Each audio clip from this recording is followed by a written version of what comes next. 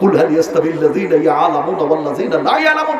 মুসলিম শরীফের হাদিস, বুখারী শরীফের মধ্যে এসেছে। হাদিসের রাবী হচ্ছেন এমনি করে বারা ইবনে আযব রাদিয়াল্লাহু তাআলা আনহু। তিনি বলছেন রাসূল আকরাম সাল্লাল্লাহু আলাইহি সাল্লাম আমাকে বললেন, এ বারা ইবনে আযব, তোমাকে এমন একটি উপহার দেব না যেটা তুমি ঘুমাবার আগে পড়ে নিবে, আর ঘুমের ঘরে আল্লাহ যদি মৃত্যু প্রদান করে দেয় তাহলে পরে তোমার মৃত্যু হবে ইসলামের ফিতরাতে, ইসলামের ভিত্তিতে মওত হবে।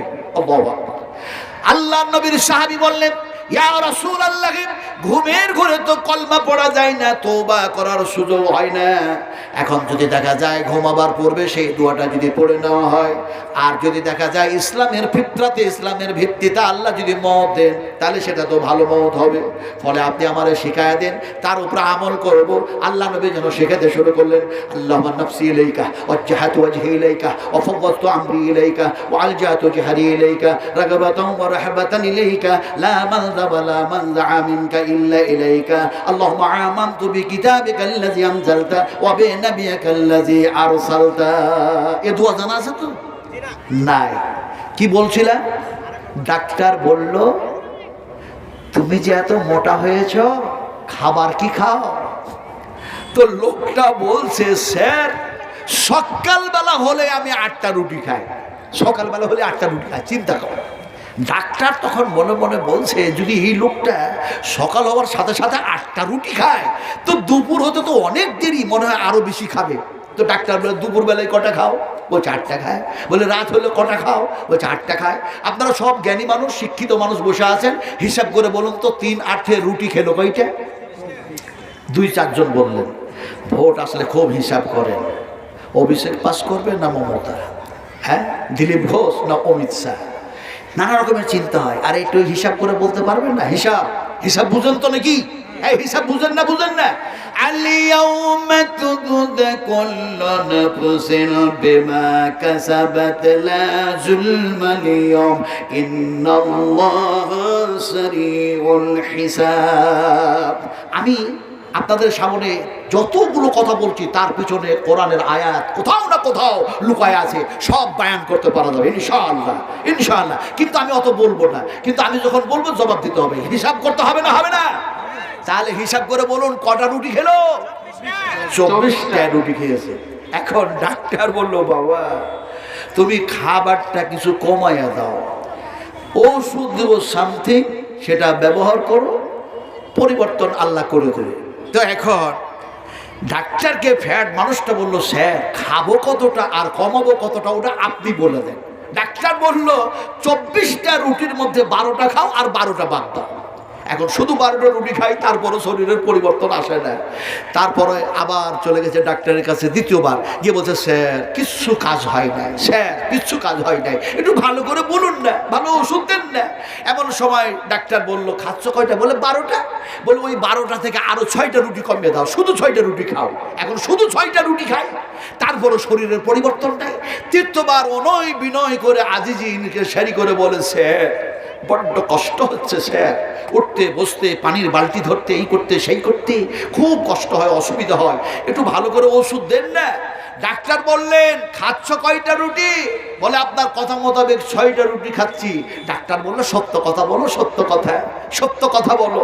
এমন সময় দেখা যায় সে বলছে, একেবারে 100% সত্য কথা বলছি স্যার, আমি একেবারে 6টার বেশি রুটি খাই না।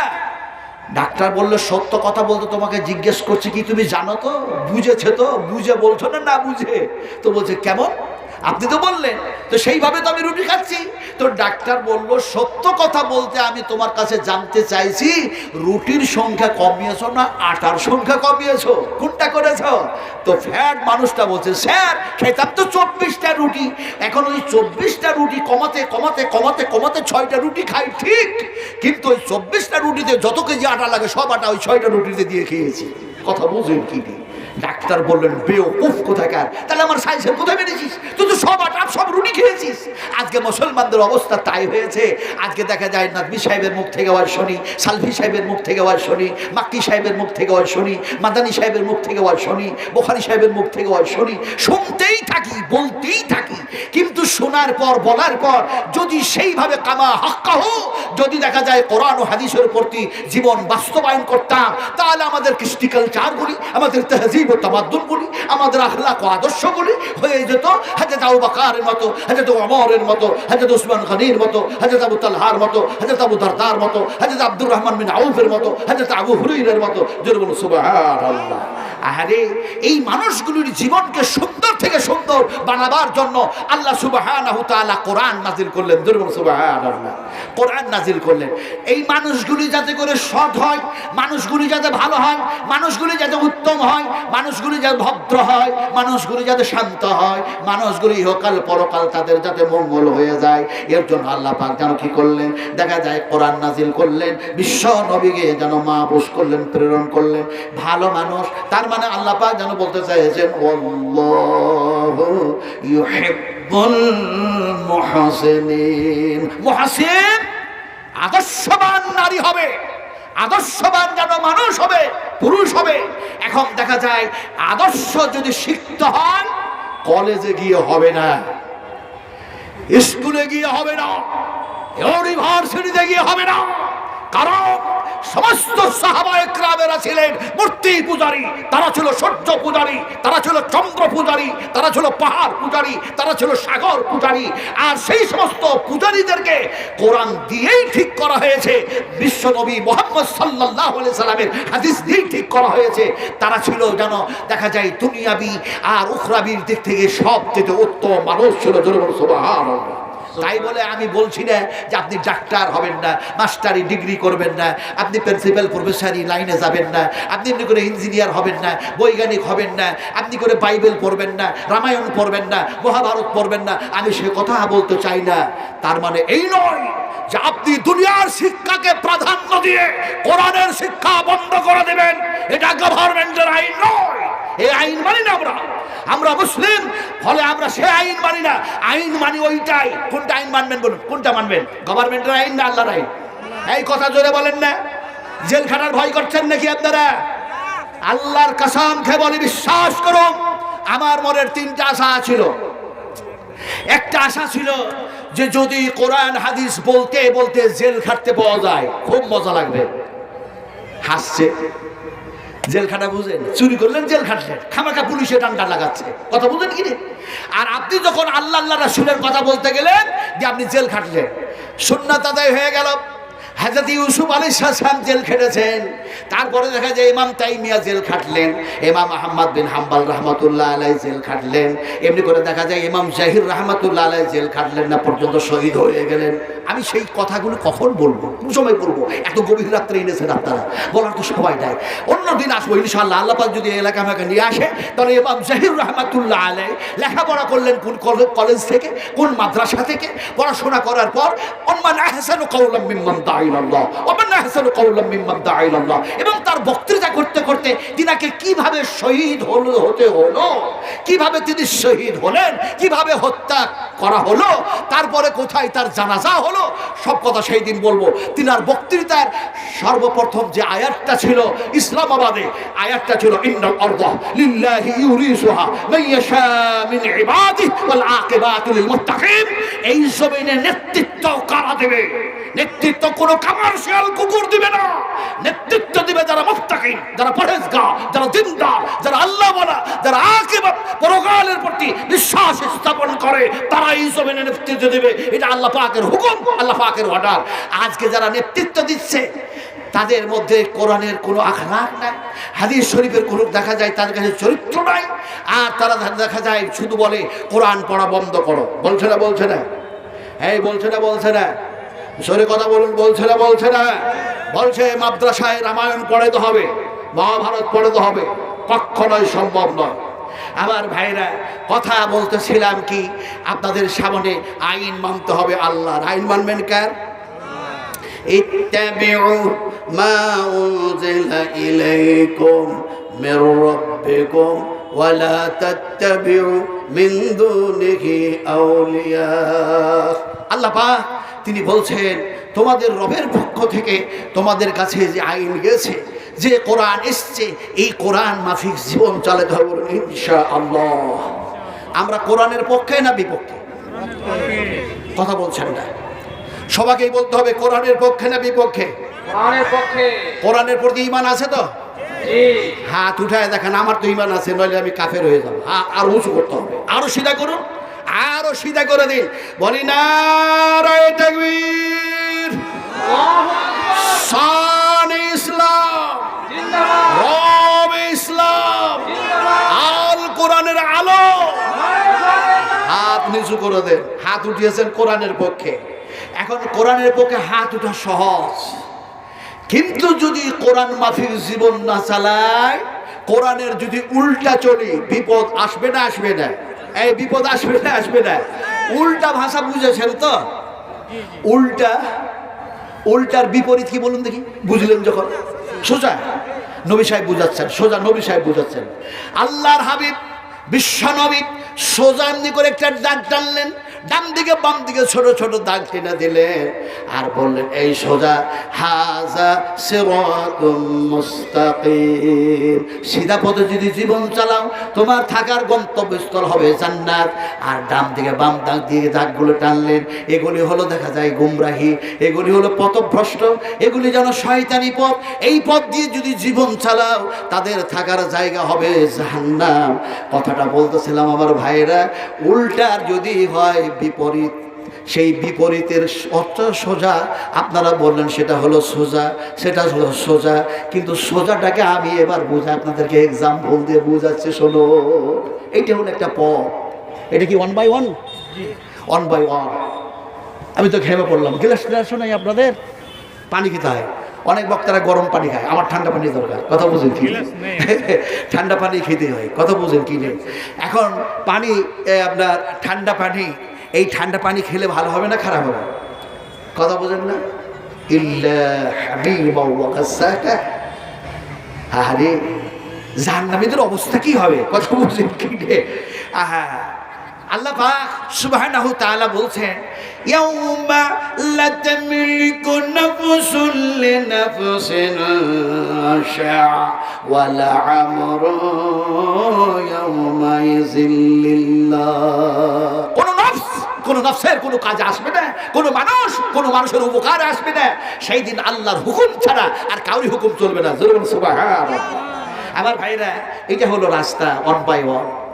এই উল্টাটা বুঝাচ্ছি, উল্টাটা আল্লাহ তারপরে উল্টা কোরআনে বুঝাবেন। কথা বুঝেন কিনা? ওটা আমি বলবো আল্লাহ কিভাবে বুঝাচ্ছেন, আর আমি এখন আপনাদের বুঝাই। এটা হলো একটা রাস্তা, এই রাস্তাটা দিয়ে একটা 12 চাক্কার গাড়ি অথবা 22 চাক্কার একটা গাড়ি অথবা 28 চাক্কার একটা লরি চলে যাচ্ছে, ওটাকে ধরে উল্টায় দেন। উল্টায় দিলেন, বডি নিচু দিকে হয়ে গেল, চাকা ওপর দিকে হয়ে গেছে, ইঞ্জিনটা ওপর দিকে হয়ে গেছে। গোটা পৃথিবীর সমস্ত ড্রাইভারগুলিকে জমা করুন, একত্রিত করুন, আর ড্রাইভারগুলিকে বলুন তোমাদের যা যোগ্যতা আছে, যা অভিজ্ঞতা আছে সব লাগায়া দাও, যে উল্টা গাড়িটাকে একটু চালায়া দেখাও। পারবে তো? জি পারবে। কথা বলে না পারবে?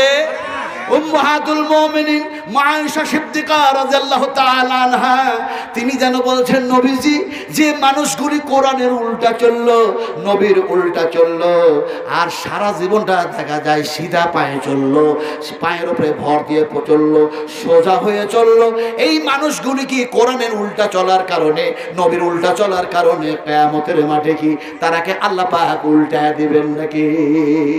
বিশ্ব নবীর মুখ দিয়ে বাইর হয়ে গেল, أفمن يمشي مقيما على وجهه أحدا أمن يمشي سويا على صراط مستقيم على وجهه। বিশ্বাস করুন, বিশ্বাস করুন।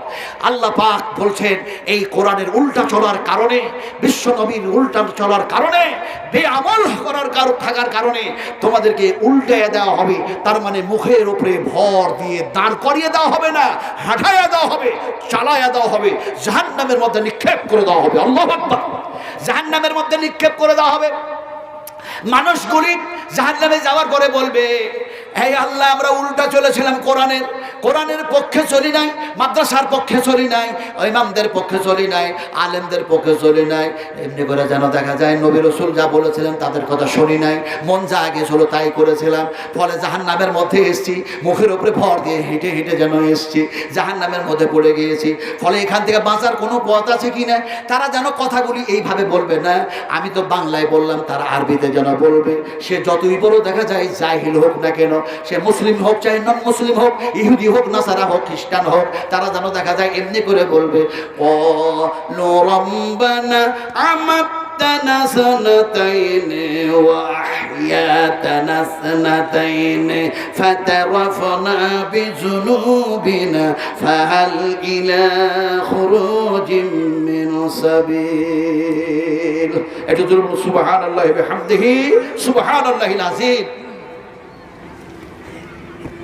কথা বলতেছিলাম আপনাদের সামনে যে আমরা কোরআনের উল্টা চলবো, বলো ইনশাআল্লাহ। তাও বলে না, বলে কোরআনের উল্টা চলবো না। জুনুবকে মানে হলো পাপ, গুনাহ। তো ওরা বলবি যে পাপের কারণে এখানে এসেছি, আমাদের বাঁচার কোনো উপায় আছে? আল্লাহ পাক বলবেন, আমার ওয়াদা তো এরকম ছিল না যে তোমরা আমি আল্লাহর সংবিধানের উল্টা চলবে, কোরআনের উল্টা চলবে, নবীর উল্টা চলবে, আর তোমাদেরকে আমি জাহান্নামে দেব না। এরকম তো আমার ওয়াদা ছিল না। তোমাদের সঙ্গে ওয়াদা ছিল হাযিহি জাহান্নামুল্লাতী কুনতুম তুআদুন, জাহান্নামে দেওয়ার ওয়াদা ছিল, তাই আমার ওয়াদা পূর্ণ করেছি, জাহান্নামের মধ্যে ঢুকাইয়া দিয়েছি। কথা বুঝেন কিনে? এখন আমি বলতে চাই, জাহান্নামে যেতে চাই না জান্নাতে যেতে চাই? কথা একটু জোরে বলতে হবে। আমরা জান্নাতে যেতে চাই না জাহান্নামে যেতে চাই? জান্নাতে।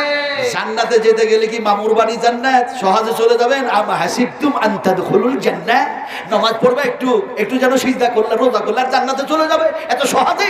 আমি তার দিকে যাচ্ছি না। আমি আসলে বলতে চাইলাম, যখন জান্নাতে যেতেই চান তখন কথা শুনতে হবে আল্লাহ এবং আল্লাহর রাসূলের। সবচেয়ে ভালো কথা কার দেখি বলতে পারেন কিনা? সবচেয়ে একটু জোরে বলুন। আর সবচেয়ে খারাপ কথা কার? ইবলিস। দেখো ইবলিসকে দেখেছেন আপনারা? দেখেন নাই? এবার আল্লাহ পাক আমারে নিয়ে গেল, কত বুঝেন কি নেই। এই তো 3 জুলাই জাহাজে চাপলাম আর 4 জুলাই ব্যাক করলাম, যার জন্য শরীরটা অনেক খারাপও হয়েছে। আশা ছিল জেল খাটবো, আর আশা ছিল বিশ্ব নবীর যেন জান্নাতে একবার ঢুকবো, কত বুঝেন কি নেই। আরে আমার রাসূল বলেছেন, আমার মেহরাব, আমার মেহরাব, আমার মেহরাব, মিম্বার পর্যন্ত এটা হচ্ছে রিয়াদুল জান্নাহ। সুবহানাল্লাহ। ওই জায়গায় যাওয়ার ইচ্ছে ছিল, ফরজ হজ, স্বামী স্ত্রী দুজনেই গেলাম, আল্লাহ পাক নিয়ে গেলেন। এখন দেখা যায় মুহাম্মদ রাসূলুল্লাহ সাল্লাল্লাহু আলাইহি ওয়াসাল্লাম যে জায়গায় শুয়ে আছেন, ঢুকলাম। আপনি নসুক দিয়ে ঢুকতে পারবেন না, যখন মন তখন যেতে পারবেন না, একটাবার জীবনও যেতে পারবেন। কপালে যার জুটবে সেখানে লটারি হচ্ছে, লিস্টে নাম আসবে, যদি হয় তাহলেই সম্ভব। কথা বললেন কিনা? আল্লাহ কবুল করলে।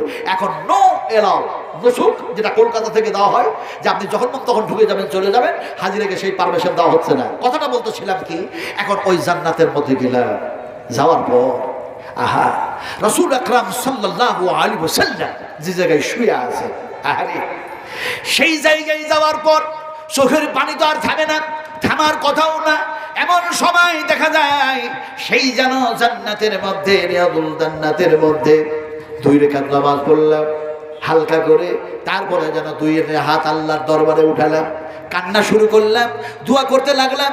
যেহেতু যত দোয়া করেছিলাম, যে দোয়াগুলি করেছিলাম, তার মধ্যে গোটা পৃথিবীর মুসলিমাদের জন্য দোয়া করেছি। আর দেখা যায় একটা দোয়া করেছিলাম, আল্লাহ তুমি যখন তোমার নবীর এই জান্নাতের মধ্যে নিয়ে এলে, তোমার তৈরি করা সেই জান্নাত থেকে আর আমারে বঞ্চিত করো না। আপনাদের জন্য কি দোয়া করেছিলাম? আপনাদের জন্য দোয়া করেছিলাম এইটা, ছোট্ট করে করেছিলাম, আল্লাহুম্মা গফির লানা ওয়ালিল মুমিনিনা ওয়াল মুমিনাত ওয়াল মুসলিমিনা ওয়াল মুসলিমাতিল আহইয়া ওয়াল আমওয়াত। আর একটা লম্বা দোয়া করেছিলাম, আল্লাহুম্মা গফির লানা ওয়ালিল মুমিনিনা ওয়াল মুমিনাত ওয়াল মুসলিমিনা ওয়াল মুসলিমাত আল্লাহুম্মা আলিফ বাইনা কুলুবিহিম ওয়াসলাজাতু বাইনাহিম ওয়ানসুরহুম আলা আদুবিকা ওয়া আলা আদুবিহিম আল্লাহুম্মা ইন্নাল কাফারাতাল্লাযিনা ইয়াসুদ্দুনা আন সাবিলিক ওয়া ইয়াকদিমুনা রাসূলাক ওয়া ইয়াকাতিলুনা আউলিয়াক। এমন সময় 2টা পুলিশ পিছনে দাঁড়ায়া বলছে, আমি বুড়ো মানুষ, কলিল কলিল, তারিক তারিক। আরে লম্বা দোয়া করতে হবে না, আরো হাজি আসবে। জান্নাত টাকায় আপনার জন্য নয়, কথা বুঝেন কি? শেষ পর্যন্ত যাক বাইর হলাম, কিন্তু দুয়ার অর্থ তো বুঝি না। অর্থগুলি বোঝার জন্য গ্রামার পড়া লাগে। আপনাকে এমনি করে দেখা যায়, এমনি করে গ্রামার না পড়লে আপনি সেই সবগুলো অর্থ করতে পারবেন না। হেদায়ত নোবেল পাঞ্জাগান এলমশেগা সারা মেহতামিন বাকরাতুল হাদিস, এমনি করে দেখা যায় যত কিতাব আছে মির্জা আনমুন সাহেব, এমনি করে দেখা যায়, এমনি করে নুহের, এমনি করে সার্ফের কিতাবগুলি পড়াশোনা করা লাগে। কথাটা বলতেছিলাম, আল্লাহুম্মা গফির লানা ওয়া লিল মুমিনিনা ওয়াল মুমিনাত ওয়াল মুসলিমিনা ওয়াল মুসলিমাতিল আহইয়া মিনহুম ওয়াল আমওয়াত। তার মানে দোয়া করলাম, হে আল্লাহ, পৃথিবীর যত মুমিন মুমিনা মুসলিম মুসলিমা জীবিত আছে, আল্লাহ তুমি এরাকে ক্ষমা করে দাও, মাফ করে দাও। আর যত মুমিন মুমিনা মুসলিম মুসলিমা কবরের মধ্যে আছে, তাদেরকে তুমি ক্ষমা করে দাও, জীবিতরও ক্ষমা করো, মৃত্যুদেরও ক্ষমা করে দাও। জরুন আল্লাহু আমিন।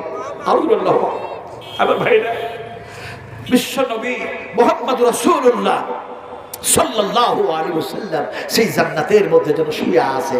কথাটা বলতেছিলাম আপনাদেরকে, যে পারপাশে যে আমরা বলতেছিলাম আল্লাহর কথা ভালো, নবীর কথা ভালো না কার কথা খারাপ। তো এই যুবক তরুণ বলল কি শয়তানের কথা খারাপ। তো শয়তান তো দেখি নাই। আল্লাহর হাবিব সাহাবা কিরামদেরকে বললেন, ও সাহাবীরা, তোমরা যারা উপস্থিত আছো, বেজেন আছো, আমি যেন নামাজ পড়তেছিলাম, সালাত যেন আদায় করতেছিলাম এই মসজিদের মধ্যে, নবীর মধ্যে। ফলে আমার ইচ্ছা হলো আমি নামাজ ছেড়ে দিই, আমি নামাজটা ছেড়ে দিয়ে শয়তানকে যেন ধরি, আর যেন দেখা যায় মসজিদের যেন নবী মসজিদের খাম্বাতে বেঁধে দিই, আর তোমাদের দেখায় দিই। এটা হলো যেন সবচেয়ে শয়তান দুশ্মন, প্রকাশ্য দুশ্মন, প্রকাশ্য শত্রু তোমাদের। আর এর কথাগুলি হলো খারাপ। সাহাবীদের মধ্যে কেউ বললেন, ইয়া রাসূলুল্লাহ, বাঁধলেন না কেন? বাঁধলে ভালোই হতো। চোর যদি ধরা পড়ে তাহলে ভালো হবে না খারাপ হবে? ভালো হবে, তার মানে মারতে পাবে। এখন শয়তানকে যদি বাঁধতো তাহলে ভালোই যেন সুযোগ হয়ে যেত। আল্লাহর হাবিব বিশ্বনবী মুহাম্মদ রাসূলুল্লাহ সাল্লাল্লাহু আলাইহি সাল্লাম যেন বললেন, ও সাহাবীরা শোনো ভালো করে, আমি মুহাম্মদ সাল্লাল্লাহু আলাইহি সাল্লাম যেন বাঁধতে চাইলাম, বাঁধতে পেরে দিতাম, কিন্তু বাঁধলাম না। হযরত সুলাইমান আলাইহিস সালাতু সালাম দোয়া করেছিলেন, আল্লাহ তুমি আমারে যা কিছু দিয়েছো, মুআজিজা দান করেছো, এমনি করে হাওয়া বাতাস জিনগুলি আমার তাবে করে দিয়েছো। ফলে দেখা যায় এই নিয়ামত আর কাউরে দিও না। কিন্তু সমস্ত নবীদের গুণাগুণ গুণাবলী, সমস্ত নবীদের মুআজিজা সবকিছু একত্রিত করে বিশ্বনবী মুহাম্মদ রাসূলুল্লাহ সাল্লাল্লাহু আলাইহি সাল্লামকে আল্লাহ পাক যেন দান করেছিলেন। আমার ভাইরা, আমার ভাইরা, আমার বোনেরা, এমন সময় নবী যেন বললেন, সুলাইমান আলাইহিস সালাতু সালামের দুয়ার দিকে লক্ষ্য করে সম্মানার্থে আমি আর শয়তানের বাঁধলাম না। আপনারা বলেছেন শয়তানের সবচেয়ে খারাপ কথা আর আল্লাহ রাসূলের কথা সবচেয়ে ভালো কথা। এই খারাপ কথাটাকে বুঝাবো কেমন করে? আমি প্রথমে বলেছি আজকাল মজমুনটাই হচ্ছে তাওহীদ যদি না বুঝি, রিসালাত যদি না বুঝি, আখিরাত যদি না বুঝি, কোরআন যদি না বুঝি, হাদিস যদি না বুঝি, আল্লাহ যদি না বুঝি, রাসূল যদি না বুঝি, না বুঝে কাজ করলে ভুল হওয়ার সম্ভাবনা 100% থাকবে। যার জন্য বুঝার কথা বলছি। এখন খারাপ জিনিস বুঝাবো কেমন করে? এমনি করে বুঝাই। আপনারা কি বিরক্ত হচ্ছেন? খারাপ জিনিস বুঝাই। শয়তানের কথা যে খারাপ, কত খারাপ। এক্সাম্পল দিচ্ছি, ভালো করে শুনুন। এক অসুস্থ মানুষ, এত অসুস্থ, রোগাক্রান্ত, অনেক ডাক্তারের কাছে গেছে, কোনো জায়গায় ভালো হয় নাই। তো একটা MBBS বড় ডাক্তারের কাছে গেছে, ফিজিশিয়ান ডাক্তারের কাছে গিয়ে বলেছে, স্যার আমি অনেক ডাক্তার দেখেছি, আমার অসুখ ভালো হয় নাই, তো আপনি দয়া করে আমাকে ভালো করে ট্রিটমেন্ট করুন। এখন ট্রিটমেন্ট করেছে, প্রেশার টেশার মেপেছে, হ্যান ত্যান নানা রকম সব কিছু করেছে। করার পর বলছে, বাবা তোমার ওপরটা তো সব কিছু দেখলাম, ট্রিটমেন্ট করলাম, কিন্তু ভিতরকার পার্টসগুলো যে খারাপ হয়ে আছে এটা আমি দেখবো কেমন করে? তো অমুক দিন অমুক তারিখে মল আর মূত্র নিয়ে এসো, মল আর মূত্র। এখন কি করেছে লোকটা, এখন চলে এসছে ডাক্তারের কাছ থেকে, যে মল মূত্র আনবে বলে মাথার মধ্যে চিন্তা হচ্ছে যে পেশাবটা তো বোতলে না হয় ভরে নিয়ে আসবো, কিন্তু পায়খানা তো দুর্গন্ধ জিনিস, এটা আমি কিসে নিয়ে যাবো? তো বাজারে যখন এসছি ডাক্তারের কাছ, তো একসঙ্গে যেন চলে যায় কিনে নিয়ে। তো একটা মিষ্টির যে মাটির ভাঁড়গুলো হয়, ওই ভাঁড়গুলো একটা কিনেছে, বাড়ি নিয়ে গেছে। তো ওর স্ত্রী বলছে, আগো ডাক্তার দেখা হলো, অসুখ ধরা পড়লো? তো বলছে অসুখ তো ধরা পড়েছে, আবার পরেও নাই। তো বলে কি হয়েছে? বলে অমুক দিন অমুক তারিখে ডাক্তার মল আর মূত্র নিয়ে ডেকেছে। তো ওর স্ত্রী বলছে, ভাঁড় কিনে নিয়ে এলে? আরে শুধু শুধু ভাঁড়টা কিনে নিয়ে আসছো? তো পেশেন্টটা বলছে, অসুস্থ মানুষটা, তোরা বুঝিস না, তোরা মেয়ে মানুষ, তোদের বুদ্ধি কম, তোদের বুদ্ধি কম, তোরা বুঝিস না। মেয়েটা বলছে, আশ্চর্য কথা, আমি 12টা ছেলের মা, তুমি 12টা ছেলে আমার কাছ থেকে নিয়েছো, তোমার সংসার করি, আর তুমি বলছো আমি বুঝি না? পেশেন্টটা বলছে, অসুস্থ মানুষটা বলছে, বুখারী শরীফ হাদিস বয়ান করছে, ভালো করে শোনো, অত সহজ না, অত সহজ না। বিশ্ব নবী মুহাম্মদ সাল্লাল্লাহু আলাইহি সাল্লাম বলছেন, ও আয়েশা তোমাদের বুদ্ধি কম, ও আয়েশা তোমাদের বুদ্ধি কম, মেয়েদের বুদ্ধি কম। বলে ইয়া রাসূলুল্লাহ, কেমনে বুদ্ধি কম হয় আমাদের? এমন সময় যেন আল্লাহ নবী বললেন, ছেলেরা যেন একজন সাক্ষী দিবে বাস যথেষ্ট হয়ে যাবে, আর মেয়েদের ব্যাপারে সাক্ষী দিলে যেন দুইজনের প্রয়োজন আছে, তবেই সমান হবে। তোমাদের বুদ্ধি কম বলে যেন ডবল সাক্ষীর প্রয়োজন আছে। স্বামীটা যখন এই কথা বলেছে, তোর স্ত্রী বলছে, নবীর ফায়সালাকে আর অমান্য করা যায়? বলে তুমি যা বুঝেছো তাই বুঝো, খাবারটা খেয়ে নাও। স্বামীর খিদমত করছে, খাবার খাও, খাবার খাও। অসুস্থ মানুষ তো খাবার টাবার খাবার। যেদিন যাওয়ার দরকার হয়েছে, আপনার ডাক্তার কাছে যাবে, ডেট দিয়েছে, তারিখ দিয়েছে, সেই দিন ও ভোরবেলাতে ওই পেশাবটা একবারে টাটকা নিতে হবে, পায়খানাটা টাটকা নিতে হবে। তো এখন দেখা যায় টয়লেটে বসেছে, টয়লেটে বসে চিন্তা করছে, হায় রে আল্লাহ, ডাক্তারকে জিজ্ঞাসাও করলাম না, ডাক্তার বলেও দিল না পরিমাণটা কত হবে, মল আর মূত্রের পরিমাণটা কতটা হবে। আমি যদি একটু একটু করে নিয়ে যাই, আর ডাক্তার যদি বলে আর একটু লাগবে, তো পাবো কোথায়? তো অত টেনশন করার দরকার নাই। যতটা পায়খানা হয়েছে ওই মাটির মিষ্টির ভাঁটটাতে ভরেছে, আর যতটা পেশাব হয়েছে একটা বোতলে ভরেছে।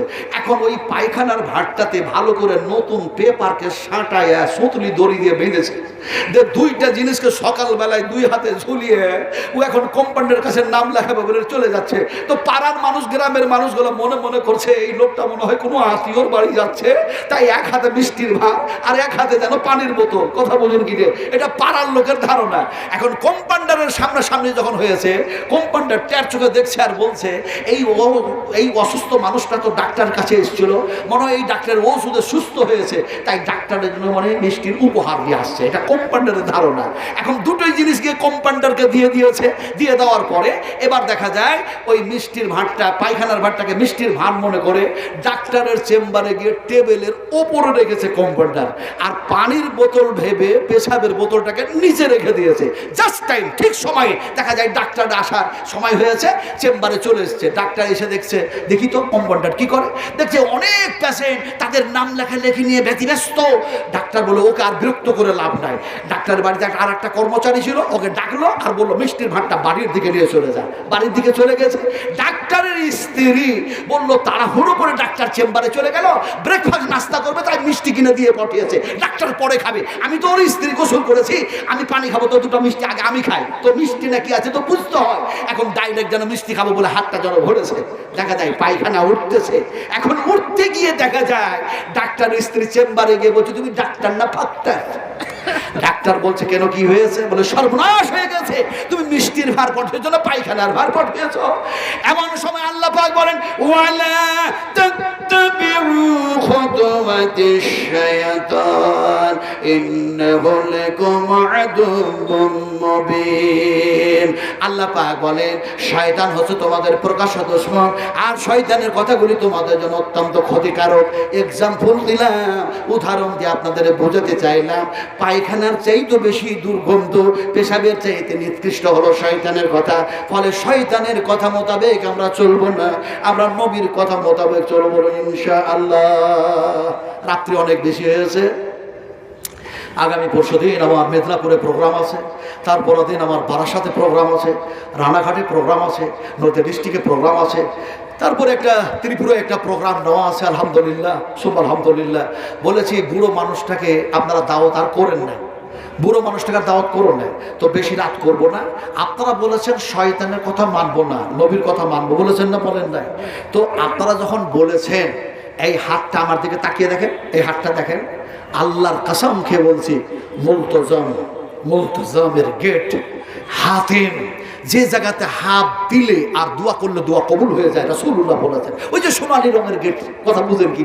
তো একটা নিচে সিঁড়ি আছে, ওই সিঁড়িতে পা দিয়ে একটু আস্তে আস্তে গিয়ে লক্ষ মানুষের ভিতরে যে কেমন করে আল্লাহ আমাকে নিয়ে চলে গেল।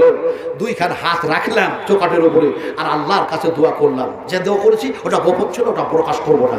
কথাটা বলতেছিলাম, এই হাত দিয়ে চাইছি, কেউ উঠবেন না দয়া করে, একটাও মানুষ উঠবেন না। যদি উঠে যান তাহলে করোনার সঙ্গে চরম থেকে বেয়াদবি করা হবে। আমার ভাইরা, আপনাদেরকে বলছিলাম, এখানে যতগুলি মানুষ বসে আছেন, আপনারা টাকা দিয়েছেন, আপনারা সোনা দিয়েছেন, চাঁদি দিয়েছেন, রূপো দিয়েছেন, হীরা দিয়েছেন, মণিমুক্তা দিয়েছেন, যা দিয়েছেন তাই দিয়েছেন। এখানে 10টা মানুষ, বেশি নয়, 10টা মানুষ আপনারা যদি নিয়ত করেন, সবাই নিয়ত করলেন, আল্লাহ আপনাকে দেখি নাই, আপনার জান্নাত দেখি নাই, নবীজি আপনাকে দেখি নাই, আপনি মদিনায় শুয়ে আছেন, এই আল্লাহ তোমার নবীর হাতের পানি পান করে যাতে বেহেশতে যেতে পারি, তোমার নবী যাতে আমার জন্য সুপারিশ করে মাকামে মাহমুদে, এই নিয়তে নবীকে দেখতে পাই না, কিন্তু নবীর মাদ্রাসা দেখছি, ফলে আমি 1 কুইন্টাল ভুট্টা অথবা 1000 টাকা, কোনো এমনি করে একজন মর্দে মুজাহিদ মানুষ যদি বলতেন ইনশাল্লাহ আমি 1000 টাকা দিচ্ছি, কাছে নাই, পরে আপনি দিয়ে দেবেন, আল্লাহর কসমকে বলছি, ওয়াল্লাহি আমার নবী যে দোয়া দিয়েছেন সেই দোয়াটা আমি মুসাফির হালাতে দেব ইনশাআল্লাহ। আল্লাহ নবীর কাছে যখন খেজুর আসতো হাদিয়া, এমনি করে উট আসতো, দুম্বা আসতো, ছাগল আসতো, চাদর আসতো, রাসূলুল্লাহ দোয়া দিতেন, দোয়াটা ইমাম বুখারী রাহমাতুল্লাহ আলাইহি বুখারী শরীফের মধ্যে নিয়ে এসেছেন, সেই দোয়াটা আমি দেব। একজন বলবেন যে আমি 1000 টাকা দিচ্ছি, একজন তার মায়ের জন্য দোয়া করব, তার আব্বার জন্য দোয়া করব, তার আলে আওলাদের জন্য দোয়া করব। যদি কাছে না থাকে নামটা লিখিয়ে দেন, 1 সপ্তাহ পরে, 1 মাস পরে, 10 দিন পরে, 5 দিন পরে, 2 দিন পরে দিয়ে দেবেন। পারবেন একজন? কোন একজন? নিয়তটা করেন নবীজি আপনি চোখের পানি ঝরিয়েছেন, আপনি দমদম মোবারক শহীদ করেছেন, তাইফের মাটিতে রক্ত দিয়েছেন, ফলে একজন আব্বা মৃত্যু, আর দেখা যায় মা অসুস্থ, আর 500 টাকাতে বেনামিতে দেখেন 1500 টাকা, একজন হলো, আলহামদুলিল্লাহ, হাইয়াকাল্লাহ, বারাকাল্লাহ, জাযাকুমুল্লাহ খাইরান জাযা, আহসানান জাযা। ভাই এটা আব্বার নামে দিচ্ছেন, আপনার না? আব্বার নামে দিচ্ছি, আমার আব্বার জন্য। এই সব যুবক, এই তরুণেরাই রাসূল আকরাম সাল্লাল্লাহু আলাইহি ওয়াসাল্লামকে সাহায্য করেছে এক সময়। তাইফের মাটিতে নবীর হাতে রক্ত লাগা, আর একজন যুবক গিয়ে যেন আঙ্গুরের জুস খাইয়ে যেন হাতে বাইত নিচ্ছেন আর বলছেন আশহাদু আল্লা ইলাহা ইল্লাল্লাহু ওয়া আশহাদু আন্না মুহাম্মাদান আবদুহু ওয়া রাসূলুহু। যে সাহাবীটা, যে যুবকটা, যে তরুণটা নবীর হাতে হাত দিয়ে রক্ত মাখানো, সেই জায়গায় রক্তে রক্তাক্ত হয়ে গেল, সেই যুবকটা অন্য কেউ না, তার নাম হচ্ছে হযরতে আকদাস, হযরতে আকদাস রাদিয়াল্লাহু তাআলা আনহু। সুবহানাল্লাহ। হযরতে আকদাস যে জায়গায় বায়াত নিয়েছিলেন সেই জায়গাটা এখন ফাঁকা নাই রে ভাই, একটা মসজিদ নির্মাণ হয়েছে, সেই মসজিদের নাম হচ্ছে মসজিদে আকদাস রাদিয়াল্লাহু তাআলা আনহু। আল্লাহ পাক চোখ দিয়ে দেখালেন যেখানে 70 জন সাহাবী তীর আন্দাজকারীকে দাঁড় করে, এটা কে দিল জানো?